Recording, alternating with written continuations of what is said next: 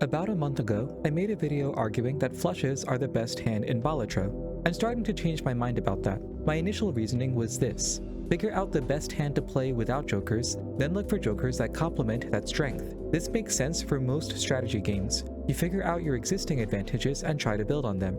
However, what I'm now discovering about Balatro is that jokers are so strong that they actually overpower the strength of individual hands. It's not only possible, but I would say highly recommended to build runs that function regardless of the type of hand you play. That's because you're never really guaranteed to get any hand bigger than a pair. And especially on high stakes, if you miss even a single hand of value, that could very well end your run. That means the optimal Balatro strategy should focus on raising the minimum possible value a hand can score. Sure, your Fibonacci could score 40 mults with a perfect full house, but it could also score you like 8 if you get an unlucky draw. Something like Abstract Joker, on the other hand, will always score you the full 15 mult, assuming you have 4 other jokers supporting it. For that reason, I'm starting to mentally organize jokers into conditional mult and guaranteed mult, and the long-term goal of a run is to find sources of guaranteed mult, ideally ones that can scale. In the community, this is known as the high card strategy, meaning that you expect to win the game playing a high card every hand. Most runs don't start out with high card being viable, so the flush-based approach is still the best way to clear the first 2 or 3 antes. However, the deeper you get into a run, the more you should be looking to transition into a high card strategy. Your ultimate goal is to get 1 strong chip joker, like Stuntman or Banner, 1 scaling mult card, like Ride the Bus or Supernova, and 2 to 3 times mult jokers, like Blackboard or Ramen. If you can get Banner, Supernova with 40 mult, Ramen, and Blackboard, you're scoring 28,000 chips per hand before considering your hand type, which is enough to beat white stake already. So your ideal Balatro run looks like this. Use flushes or full houses to beat the first 3 or 4 fights. Find a good chip joker and 2 to 3 sources of static mult to beat ante 2 or 3. With the money you accumulate, roll in the shop to find a source of scaling mult. Swap out your weakest joker for the scaling joker. Roll the scaling joker while looking for times mult cards. Once you get a good chip joker, a big scaling joker, and 2 to 3 times mult jokers, you should be set to finish the run. Just make sure to play around whatever boss fight you're looking at. The transition from static mult to scaling mult is the hardest part of the run. If you swap at the wrong time, you won't have enough mult to clear the next boss. But if you wait for too long, the antes will outscale your build. It takes experience, thoughtfulness, and probably some time with a spreadsheet to master the transition, but if you get it, you'll be well on your way to clearing the high stakes. In order to demonstrate the concepts you've just learned, I'm going to take you through an example run I played recently. This is an unseeded white stake run on the blue deck, which is basically the most normal Balatro there is. As you can see, I use primarily full houses, 2 pairs, and straights to get through the first ante. I also use Abstract Joker and Zany Jokers to get a little bit of extra value. After the first fight in ante 2, I see a Square Joker, which is really powerful for chip scaling. What's also cool about Square Joker is that it cooperates with pairs and high cards. In order to trigger it, you can play a pair and high card with some extra cards attached to get up to 4.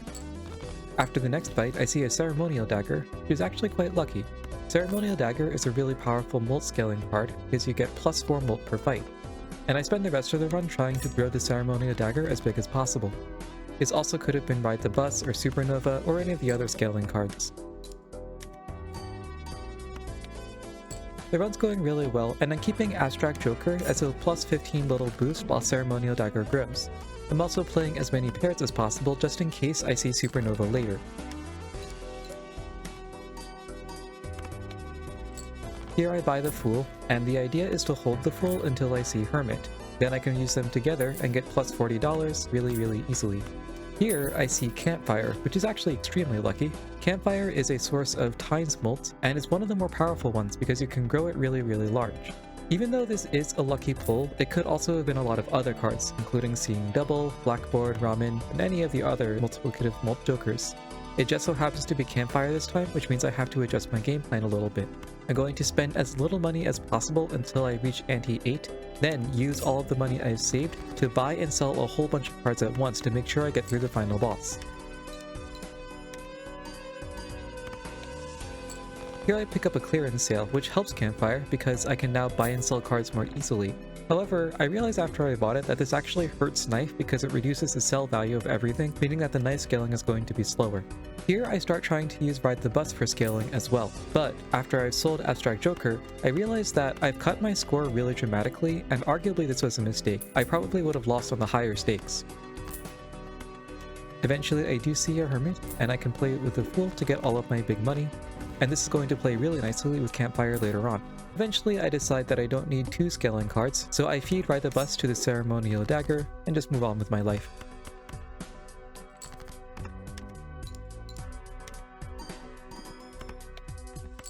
Let's do a quick stat check now that we're at ante 7.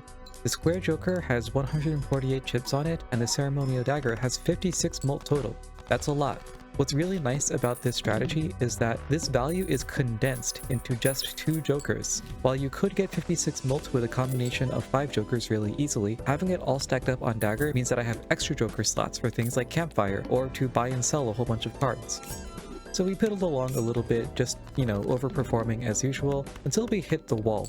The wall and its cousin, Violet Vessel, are, in my opinion, kind of really hard boss fights, especially as you get deeper into the run. And if I weren't prepared, I actually might have lost the run here, but happily I had a few cards in my inventory that I could sell in order to push through. Do note that if I weren't holding campfire, then this entire time I would have been rolling more aggressively to see different multiplicative cards. So I think either way I could have won this run. It just so happened with campfire that this was the approach that I took. So now we've reached ante 8 and we're going to roll down a ton. We're going to keep on re-rolling and re-rolling, buying every card we see and then selling it immediately. That builds up our campfire to a ridiculous number that we can then use to finish the boss in one stroke. Eventually, in my rolling, I actually do see the supernova like I was looking for before, and so now if I play any pair, I will get plus 30-ish mult from the supernova. So a stat check before we enter the first ante 8 fight. The square joker has 172 chips, the knife has 64 mults, the supernova has about 30 mult, and the campfire has 13.5 times mult. I do misplay on this hand in a very small way where I play high card instead of a pair, so technically I lose some value, but we're one-shotting everything in the game anyway, it doesn't really matter. I see one more shop before the boss, and I keep on re-rolling, selling, the usual. I do this quirky little thing where I re-roll the Crimson Joker because I'm worried about something being disabled, then I see Verdant Leaf and I conclude, ah yes, I can sell the banana in order to disable the Verdant Leaf ability. This probably wasn't necessary now that I think about it. I actually would have won the fight even through the debuff, but it felt right, so I just did it. The final stat check, the square joker has 176 chips on it, the supernova has 31 mult, the knife has 64 mult, and the campfire has times 18.5 mult. The final score is a one-shot on the boss with 358,900 chips. And that's how you play Balatro.